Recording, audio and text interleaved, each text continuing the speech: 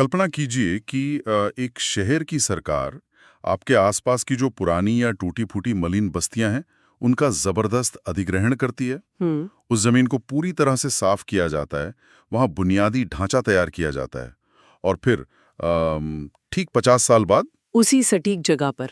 हाँ, उसी जगह की कीमत में 23 गुना की वृद्धि हो जाती है। मतलब सोचिए 23 गुना। ये तो बहुत बड़ा आंकड़ा है। बिल्कुल।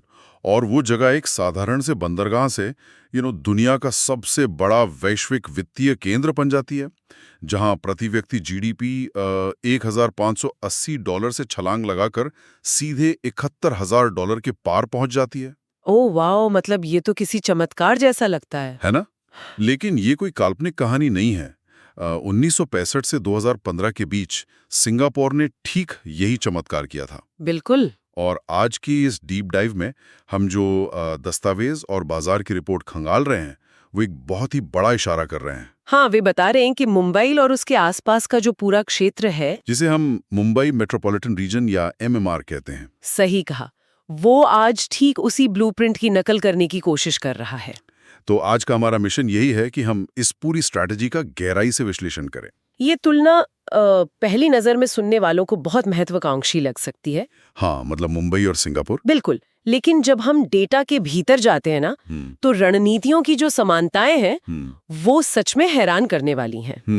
देखिए, हम अक्सर अपने घर के बाहर बन रहे किसी नए मेट्रो पिलर या किसी भारी भरकम समुद्री पुल को देखते हैं। हाँ, रोज ही देखते हैं वो कंस्ट्रक्शन का काम। और हमारी पहली सोच यही होती है कि चलो अब शायद ऑफिस पहुंचने में आधा घंटा कम लगेगा। राइट, हम सिर्फ ट्रैफिक के नजरिए से सोचते हैं। बिल्कुल, लेकिन अगर हम इस बुनियादी ढांचे को एक शहर के सर्कुलेटरी सिस्टम या रक्त संचार प्रणाली की तरह देखें, तो नजरिया बदल जाता है। अच्छा, वो कैसे?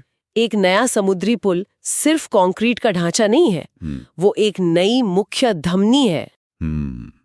जैसे ही वो धमनी खुलती है, अर्थव्यवस्था और पूंजी का सारा खून किसी दूर दराज के सूखे पड़े उपनगर की ओर तेजी से दौड़ने लगता है। और वो इलाका रातों रात आर्थिक रूप से जीवित हो उठता है। एग्जैक्टली। और यही वो बिंदु है जहां रियल एस्टेट का पूरा खेल बदल जाता है। बिल्कुल बदल जाता है। जो बाजार की रिपोर्टें हमारे सामने है ना, उनका सबसे बड़ा निष्कर्ष यही है कि रियल एस्टेट में पैसा बनाने का मतलब अब सिर्फ किसी अच्छी लोकेशन पर प्रॉपर्टी खरीदना नहीं रह गया। हाँ, वो जमाना गया। असली खेल अब बुनियादी ढांचे के विकास की जो समय सीमा है, जिसे हम टाइमलाइन कहते हैं, उसको समझने का है। सही बात है। तो आज हम सिंगापुर के उसी 50 वर्षों के विकास मॉडल को डिकोड कर रहे हैं। और साथ ही ये जांच रहे हैं कि क्या हमारा एमएमआर, विशेष रूप से मुंबई, ठाणे, नवी मुंबई, कल्याण और मीरा भाईंदर, हाँ, क्या ये क्षेत्र वास्तव में एक नई आर्थिक क्रांति की नींव रख रहे हैं, या ये सिर्फ कंक्रीट का एक और जंगल बनने वाला है। तो आइए सबसे पहले ये समझते हैं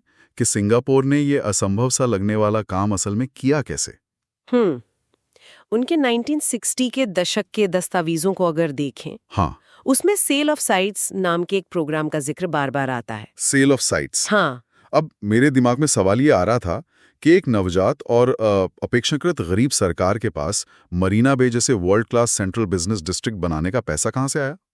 देखिए, रहस्य इसी बात में छिपा है कि उन्होंने सारा पैसा खुद खर्च नहीं किया। अच्छा, तो किसने किया? ये जो सेल ऑफ साइट्स प्रोग्राम था ना, हाँ। ये मूल रूप से जोखिम को बांटने की एक बहुत ही चतुर आर्थिक रणनीति थी। ओके, मतलब एक तरह का पब्लिक प्राइवेट पार्टनरशिप। एक तरह से हाँ, सरकार ने अपनी शक्ति का उपयोग करके शहर के बीचों बीच स्थित मलिन बस्तियों और छोटी छोटी जमीनों का अधिग्रहण किया।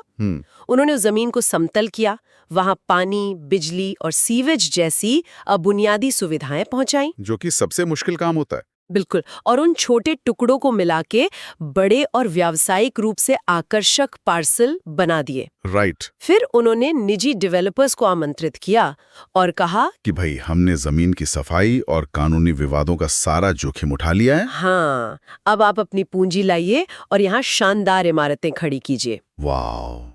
इस तरह बिना सरकारी खजाना खाली किए बड़े पैमाने पर निर्माण शुरू हो गया। एग्जैक्टली। यानी सरकार ने एक तरह से कैनवस तैयार किया और प्राइवेट सेक्टर से कहा कि आप आइए और इस पर रंग भरिए। बहुत सही उदाहरण दिया आपने। लेकिन स्रोतों में एक और चीज जो मुझे बहुत दिलचस्प लगी, वो थी उनकी प्लानिंग का तरीका। वो मास्टर प्लानिंग वाला हिस्सा। हाँ, अक्सर हम देखते हैं कि सरकारें अगले चुनाव को ध्यान में रखकर 5 साल की योजनाएं बनाती हैं। हाँ, शॉर्ट टर्म थिंकिंग। लेकिन सिंगापुर ने मल्टी टियर मास्टर प्लानिंग का रास्ता चुना। उनके पास 40 से 50 साल का एक बहुत लंबा कॉन्सेप्ट प्लान था। ये जो कॉन्सेप्ट प्लान था ना, ये उनका नॉर्थ स्टार या ध्रुव तारा था। हाँ। जो ये तय करता था कि आधी सदी बाद देश कैसा दिखेगा। आधी सदी, बहुत बड़ा विजन है ये। हाँ, लेकिन एक 50 साल लंबी योजना कागज पर ही धरी रह सकती है अगर उसे जमीनी हकीकत के साथ ना जोड़ा जाए। बिल्कुल सही बात है। इसलिए उन्होंने इस बड़े विजन को एक मास्टर प्लान के साथ जोड़ा, जिसे सख्ती से हर 5 साल में अपडेट किया जाता था। अच्छा, हर 5 साल में? हाँ। इसका असर ये हुआ कि अगर कोई प्राइवेट डेवलपर आज कोई जमीन खरीदता है तो मास्टर प्लान देख के उसे बिल्कुल स्पष्ट होता था कि अगले 5 सालों में सरकार उस जमीन के आसपास कौन सी नई सड़क या कौन सा स्कूल या मेट्रो स्टेशन बनाने वाली है। बिल्कुल।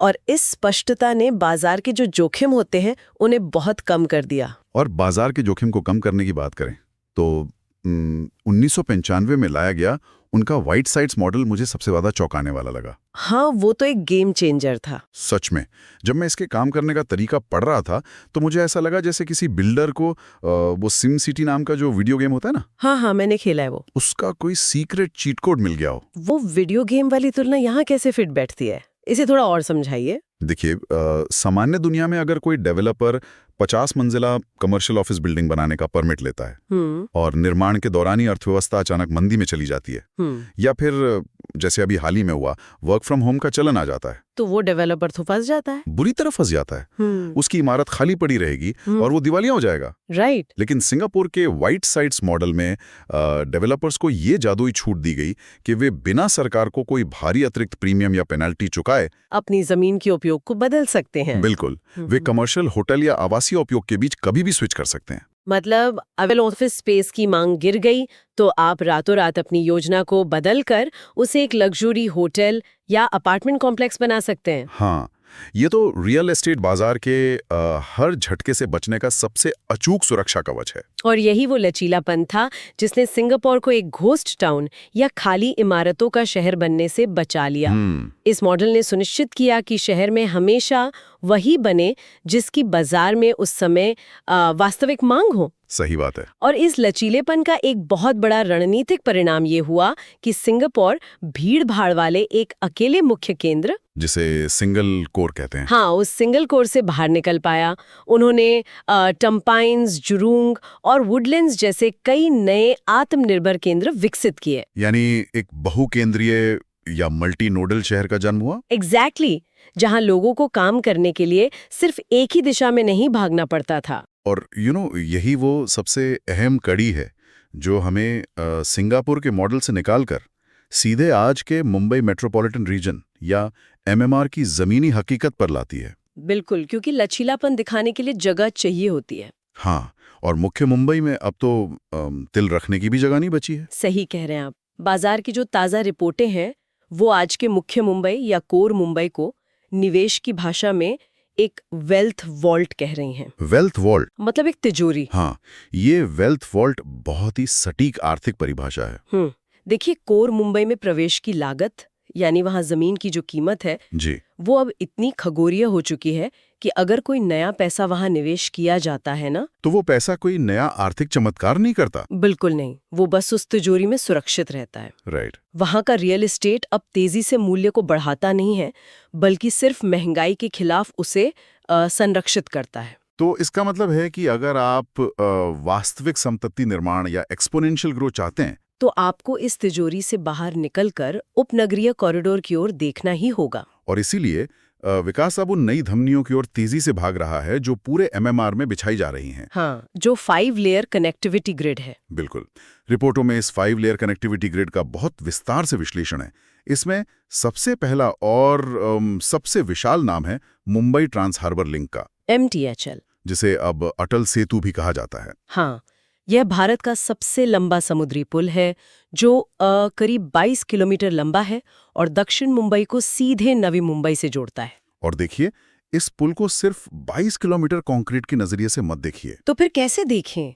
ऐतिहासिक रूप से नवी मुंबई भौगोलिक रूप से पास होने के बावजूद मनोवैज्ञानिक और लॉजिस्टिक रूप से बहुत दूर था। हाँ, लोगों को लगता था कि अरे नवी मुंबई कौन जाएगा, वो तो बहुत दूर है। बिल्कुल, MKCHL उस मनोवैज्ञानिक दूरी को खत्म कर देता है। यह मुख्य भूमि की पूंजी को सीधे एक नए भौगोलिक क्षेत्र में इंजेक्ट कर रहा है। और इसके साथ ही पूरे MMR में मेट्रो लाइन 4, 4A, 5, 10 और 12 का जो एकीकरण हो रहा है, वो एक सीमलेस ट्रांजिट या निर्बाध यातायात का जाल बुन रहा है। बिल्कुल। लेकिन अगर हम भूगोल को पूरी तरह से बदलने वाले किसी एक प्रोजेक्ट की बात करें तो वो ठाणे बोरीवली ट्विन टनल है। ओहो, वो प्रोजेक्ट तो सच में अद्भुत है ना? 15.4 किलोमीटर लंबी नई कोस्टल रोड का ये हिस्सा सीधे संजय गांधी नेशनल पार्क के पहाड़ों के नीचे से गुजरेगा। हाँ। जो लोग उस इलाके के ट्रैफिक से वाकिफ हैं, वे जानते हैं कि एक छोर से दूसरे छोर तक जाने में 90 मिनट से ज्यादा का समय लगता है। और वो भी पीक आवर्स में तो और भी बुरा हाल होता है। बिल्कुल, ये टनल उस 90 मिनट के थका देने वाले सफर को घटाकर मात्र 15 मिनट कर देगी। 15 मिनट, सोचिए। ये सिर्फ समय की बचत नहीं है, ये दो अलग अलग बाजारों को आपस में टकराने जैसा है। सही कहा। लेकिन यहाँ मुझे उस आम निवेशक की तरफ से एक सवाल पूछना है जो ये सब सुन रहा है। हाँ, पूछिए। अक्सर सरकारें मास्टर प्लान में बहुत सुंदर सुरंगें और मेट्रो लाइनें बना देती हैं, राजनीतिज्ञ शिलान्यास भी कर देते हैं। क्या सिर्फ कागज पर लाइनें खींच देने या 2 कंक्रीट के पिलर खड़े कर देने से ही अर्थव्यवस्था दौड़ने लगती है? ये एक बहुत ही जायज सवाल है। या ये सब सिर्फ रियल एस्टेट बाजार में बड़े निवेशकों को लुभाने का एक छलावा होता है। ये संदेह बहुत स्वाभाविक है और जरूरी भी है। लेकिन अगर हम सिंगापुर के इतिहास और MMR के वर्तमान डेटा को समानांतर रखकर देखें तो तस्वीर साफ होती है। कैसे? कागज पर खींची लाइनें विकास नहीं करती, लेकिन जब वे लाइनें जमीन पर भारी बुनियादी ढांचे का रूप लेती हैं तो वे एक फिजिकल फाउंडेशन या भौतिक नींव का निर्माण करती हैं। ओके। 1960 से 1980 के दशक के बीच सिंगापुर ने ठीक यही किया था। उन्होंने क्या किया था? उन्होंने 2 दशकों तक सिर्फ जमीन के नीचे मेट्रो खोदी, जिसे वो MRT कहते हैं, और अंडरग्राउंड एक्सप्रेसवे बनाए। ये बहुत ही उबाऊ और खर्चीला काम था, लेकिन इसके बिना मरीना बे जैसा हब कभी नहीं बन सकता था। तो आप कह रही हैं कि MMR आज उसी फिजिकल फाउंडेशन के चरण में? बिल्कुल। Virar Alibag multi modal corridor या ये नई मेट्रो लाइनें सिर्फ ट्रैफिक कम करने की योजनाएं नहीं हैं। राइट। ये इस पूरे 6000 वर्ग किलोमीटर के क्षेत्र की नई रीढ़ की हड्डी बन रही हैं। और जब रीढ़ मजबूत होती है तो उसके आसपास अर्थव्यवस्था का मास अपने आप तेजी से बढ़ने लगता है। तो इसका सीधा सा अर्थ ये है कि रीढ़ की हड्डी बन रही है, लेकिन असली बुद्धिमानी ये पहचानने में है कि इस रीढ़ के किस हिस्से पर दांव लगाया जाए और कब लगाया जाए। Exactly, timing is everything. स्रोतों के 2026 से 2035 के परिदृश्य का विश्लेषण करते हुए एक बात बहुत स्पष्ट होती है। वो क्या? MMR में निवेश करने के लिए कोई एक जादुई या सर्वश्रेष्ठ स्थान नहीं है। ये पूरा खेल capital versus patience trade off का है, यानी पूंजी बनाम धैर्य। बिल्कुल। ये इस बात पर निर्भर करता है कि आपकी जेब में कितना पैसा है और आपकी घड़ी में कितना समय है। इसे समझने के लिए हमें रिपोर्ट में दिए गए जो 4 अलग अलग नोड्स या क्षेत्र हैं उन्हें गहराई से देखना होगा। हाँ, तो सबसे पहले बात करते हैं नवी मुंबई की, जो इस स्पेक्ट्रम के एकदम प्रीमियम छोर पर है।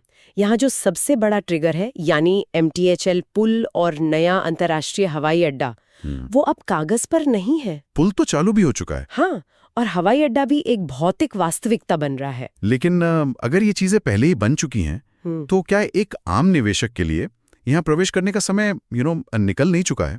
आपका मतलब है कि अर्ली बर्ड एडवांटेज चला गया है? हाँ, मेरा मतलब है जो बड़े खिलाड़ी हैं उन्होंने तो पुल बनने की खबर आते ही जमीनें खरीद ली होंगी। वो तो है। आज अगर कोई नवी मुंबई में पैसा लगाता है तो उसे शायद 3.5 से 4.5% तक की स्थिर किराए की आमदनी या रेंटल यील्ड मिल जाए। लेकिन उसके पैसे की बहुत तेजी से कई गुना बढ़ने की गुंजाइश तो अब कम हो गई है ना? हाँ, वो हाई ग्रोथ मल्टीपल्स अब उतने नहीं मिलेंगे। ये तो शेयर बाजार के ब्लू चिप स्टॉक जैसा हो गया ना। बहुत सही एनोलॉजी है। सुरक्षित है, लाभांश देगा, लेकिन रातों रात आपको अमीर नहीं बनाएगा। ये एनोलॉजी यहाँ बिल्कुल सटीक बैठती है। नवी मुंबई में वो विस्फोटक वृद्धि का दौर अब पीछे छूट रहा है और बाजार परिपक्व हो रहा है। तो इसके विपरीत छोर पर क्या है?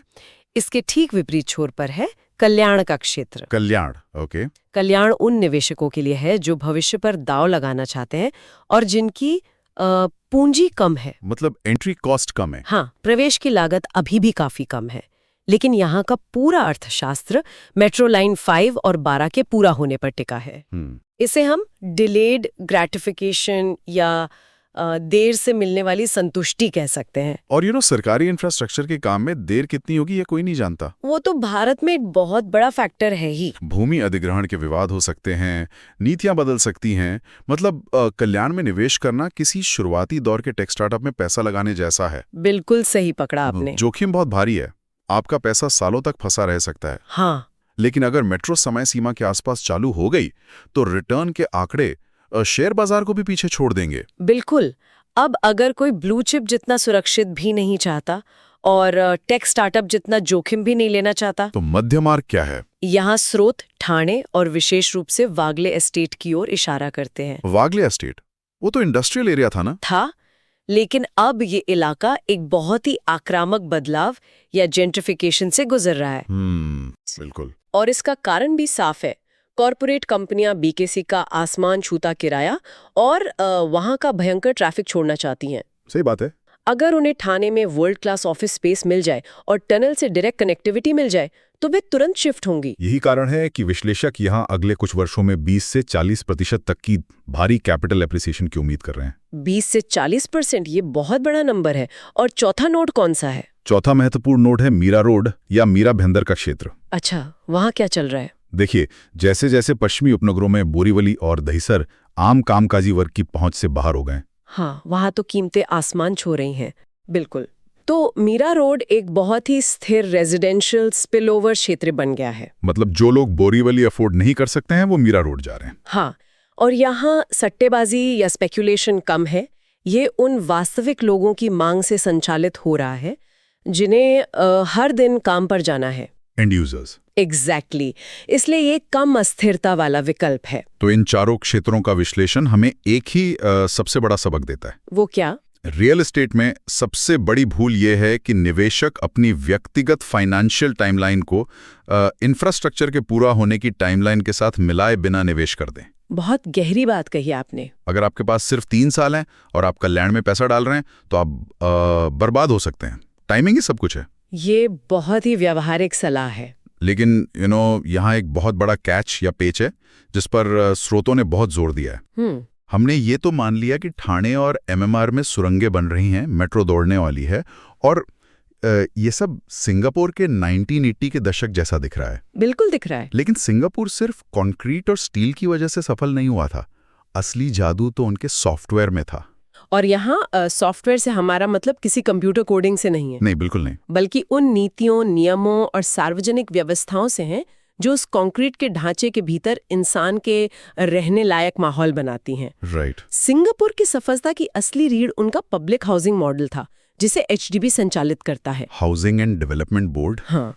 जब मैं इसके बारे में पढ़ रहा था तो मुझे एहसास हुआ कि हम भारत में जो टाउनशिप बनाते हैं और सिंगापुर ने जो सेल्फ कंटेन्ड टाउन्स बनाए उनमें जमीन आसमान का फर्क है। बहुत बड़ा फर्क है। उन्होंने सिर्फ ऐसे ऊंचे टावर नहीं बनाए जहां लोग रात को सिर्फ सोने के लिए आए, जिन्हें बेडरूम कम्युनिटी कहा जाता है। खेल के मैदान हों और रोजमर्रा की खरीदारी की जगह हैं, पैदल दूरी पर हों। वॉकेबिलिटी पर बहुत फोकस था। और उससे भी बड़ी बात थी उनकी होम ओनरशिप, यानी घर के मालिकाना हक की नीति। हाँ, वो आंकड़े तो सच में हैरान करने वाले हैं। आज की तारीख में सिंगापुर की लगभग 80% आबादी सार्वजनिक आवासों में रहती है। 80%? और ध्यान देने वाली बात यह है कि 90% से अधिक लोगों के पास उन घरों का मालिकाना हक है, वे किराएदार नहीं हैं। ये नीतियां बहुत ही सोच समझकर बनाई गई थीं ताकि रियल एस्टेट का बाजार सिर्फ सट्टेबाजों के हाथों का खिलौना ना बन जाए। हाँ, जो सिर्फ प्रॉपर्टी खरीद के खाली छोड़ देते हैं ताकि दाम बढ़ने पर बेच सकें। बिल्कुल। पूरी व्यवस्था को वास्तविक निवासियों या अंतिम उपयोगकर्ताओं के इर्द गिर्द डिजाइन किया गया था। और ये मुझे इस पूरी चर्चा के सबसे डरावने सवाल की ओर ले जाता है। वो क्या? अगर हम आज ठाणे, कल्याण या मीरा रोड में बन रहे 40-50 मंजिला चमचमाते टावर्स को देखें तो वे आज बहुत शानदार दिखते हैं। बिल्कुल। एकदम वर्ल्ड क्लास। लेकिन अगर इन इमारतों के आसपास अच्छे स्कूल नहीं है, हम्म पैदल चलने की जगह नहीं है, हम्म और सबसे महत्वपूर्ण, अगर इन विशाल इमारतों का रखरखाव करने वाली कोई सख्त और पेशेवर व्यवस्था नहीं है, तो क्या होगा? तो क्या ये अरबों रुपए के प्रोजेक्ट अगले 20 सालों में जर्जर होकर वर्टिकल स्लम यानी खड़ी मलिन बस्तियों में नहीं बदल जाएंगे? ओहो, ये सिर्फ एक डर नहीं है, ये बिना सॉफ्टवेयर वाले हर बुनियादी ढांचे का कड़वा सच है। सिंगापुर इस बात को बहुत पहले समझ गया था। उन्होंने क्या उपाय किया इसका? इसीलिए 1990 के दशक में उन्होंने टाउन काउंसिल का निर्माण किया। Town council? इनका काम क्या था? इन परिषदों का एकमात्र काम इमारतों, पार्कों और सार्वजनिक स्थानों का बेहद प्रोफेशनल और सख्त रखरखाव करना था। ओके, मेंटेनेंस पे फोकस। बिल्कुल, और यही इकलौता कारण है कि वहाँ 50 साल पुरानी इमारत भी आज अपनी पूरी कैपिटल वैल्यू या बाजार मूल्य बनाए रखती है। तो अगर एमएमआर को सच में सिंगापुर जैसी टिकाऊ सफलता हासिल करनी है, तो उसे पुल और मेट्रो बनाने की इस शुरुआती खुशी से बाहर आना होगा। सही बात है, सिर्फ बिल्डिंग खड़ी कर देना काफी नहीं है। उन्हें इमारतों के दीर्घकालिक रखरखाव, साफ सफाई की सख्त व्यवस्था और सट्टेबाजों को हतोत्साहित करके असली निवासियों को बसाने पर ध्यान देना ही होगा, वरना ये नया बुनियादी ढांचा बहुत जल्द अपनी चमक खो देगा। बिल्कुल, ये एक बहुत ही गंभीर चेतावनी है हमारे लिए। तो अगर हम आज के इस विशाल डेटा और विश्लेषण का सारांश निकालें तो तस्वीर एकदम साफ है। रियल एस्टेट अब सिर्फ ईंट पत्थर का सौदा नहीं रह गया है। नहीं, अब ये पूरा एक विज्ञान बन चुका है। ये इस बात का विज्ञान है कि बुनियादी ढांचे के चक्कर में किस समय पर कहां प्रवेश करना है। निर्णायक चौराहे पर खड़ा है जहां से सिंगापुर ने इतिहास रचा था। यह एक अभूतपूर्व बदलाव का दौर है। लेकिन ये इस बात पे निर्भर करेगा कि क्या हमारी नीतियां उस कंक्रीट की गति के साथ कदम मिला पाती हैं या नहीं। बिल्कुल, लेकिन जाने से पहले स्रोतों के बिल्कुल अंत में एक ऐसा तथ्य छिपा था जिसने मुझे सच में सोचने पर मजबूर कर दिया। अच्छा, वो क्या? और यह एक ऐसा उत्तेजक विचार है जिस पर जो लोग हमें सुन रहे हैं ना, उन्हें भी गौर करना चाहिए। बताइए। हमने देखा कि जब 2002 के आसपास सिंगापुर का बुनियादी ढांचा अपने चरम पर पहुंच गया, तो वे रुककर बैठ नहीं गए। हाँ। उन्होंने अगली छलांग लगाई, जिसे वित्तीकरण या फाइनेंशियलाइजेशन कहते हैं। ओहो, आप रीट्स की बात कर रहे हैं? बिल्कुल, उन्होंने रीट्स यानी रियल एस्टेट इन्वेस्टमेंट ट्रस्ट्स का एक विशाल बाजार खड़ा कर दिया। हाँ?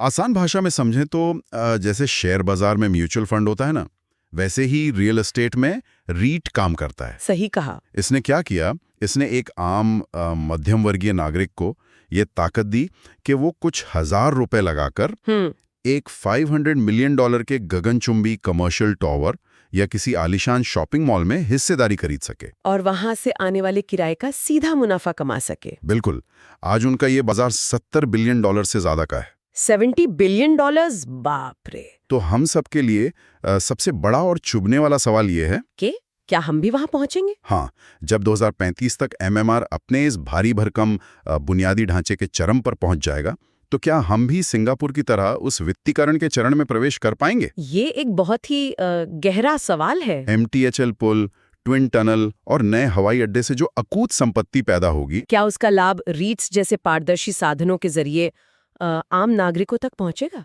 या फिर ये सारी की सारी नई संपत्ति और मुनाफा सिर्फ कुछ गिने चुने बड़े कॉरपोरेट्स और बिल्डर्स की तिजोरियों में हमेशा के लिए बंद हो जाएगा? ये सोचने वाली बात है।